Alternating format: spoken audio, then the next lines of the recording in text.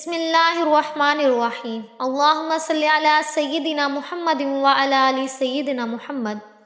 بہت سے مسلمان بہنوں کا یہ سوال ہے کہ جو ہماری نماز قضا ہو گئی ہے ان کو ہم آسان طریقے سے کیسے ادا کر سکتے ہیں۔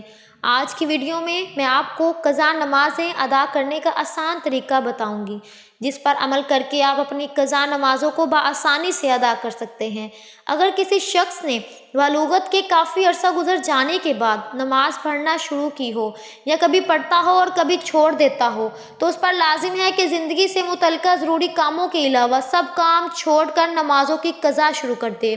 وہ اس وقت تک قضائے نماز ادا کرتا رہے جب تک اس کے غالب گمان کے مطابق تمام قضا نمازی ادا نہ ہو جائے۔ اگر اس دوران اس کو موت آ گئی تو اللہ تعالیٰ کے فضل سے امید ہے کہ اس کی بخشش ہو جائے گی۔ اللہ پاک ارشاد فرماتا ہے، اور جو شخص بھی اپنے گھر سے اللہ اور اس کے رسول پاک صلی اللہ علیہ وسلم کی طرف ہجرت کرتے ہوئے نکلے، پھر اسے راستے میں ہی موت آ پکڑے تو اس کا اجر اللہ کے ذمہ ثابت ہوگا، اور اللہ بڑا بخشنے والا مہربان ہے۔ ناظرین گرامی، حضور پاک صلی اللہ علیہ وسلم نے فرمایا، نماز دین کا ستون ہے۔ گویا نماز کو قائم رکھنے والا اپنے دین کو قائم رکھنے والا ہے، اور نماز کو چھوڑ دینے والا اپنے دین کو ڈھا دینے والا ہے۔ اور ایک حدیث شریف میں ہے، جو شخص نماز چھوڑ دے وہ اللہ تعالیٰ سے ایسی حالت میں ملے گا کہ اللہ تعالیٰ اس سے سخت ناراض ہوں گے۔ اس طرح کی ایک دو نہیں بے شمار احادیث ہیں جن میں نماز چھوڑنے پر سخت وعید وارد ہوئی ہے، بلکہ نماز میں سستی کرنے پر بھی طرح طرح کی وعید وارد ہوئی ہے۔ اور جس چیز پر وعید وارد ہو یا اللہ تعالیٰ کی ناراضگی ہوتی ہو تو وہ گناہ کا کام ہوتا ہے۔ اس لیے ہمیں ہر حال میں نماز وقت پر ادا کرنی چاہیے۔ لیکن اگر کسی کو خاص عمر میں جا کر نماز کا خیال آ جائے اور وہ اپنے گناہوں سے توبہ کرے تو پھر وہ اپنی پچھلی تمام عمر کی نمازیں قضا ادا کر سکتا ہے۔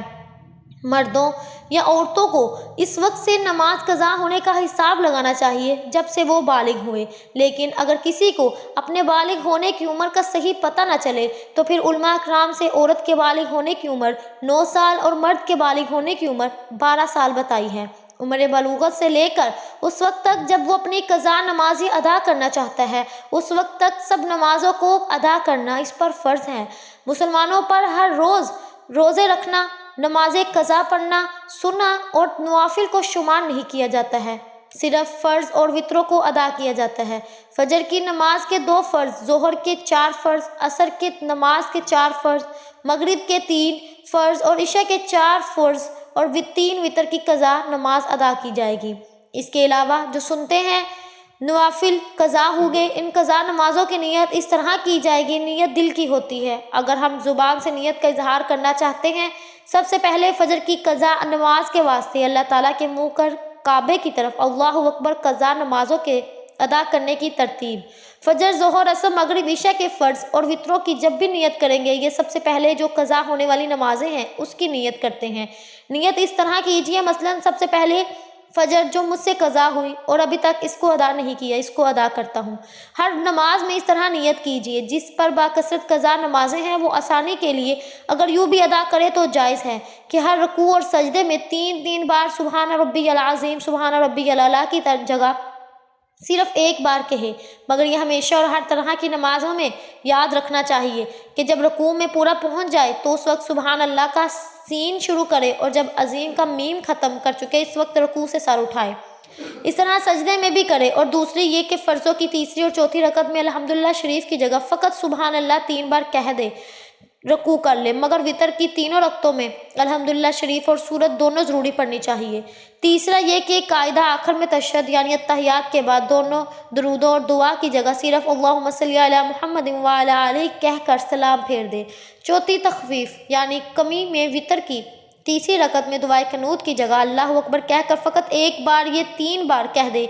یاد رکھے، تخفیف یعنی کمی کے اس طریقے کی عادت ہرگز نہ بنائی۔ معمول کی نماز سنت کے مطابق ہی پڑھی، اور اس میں فرائض و واجبات کے ساتھ ساتھ سنن اور مستحبات ادابات کی بھی رعایت کی جائے۔ جزاک اللہ۔ اگر آپ کو میری ویڈیو پسند آئی تو مجھے جلد سے جلد سبسکرائب کریں، لائک کریں اور شیئر کریں۔ جزاک اللہ۔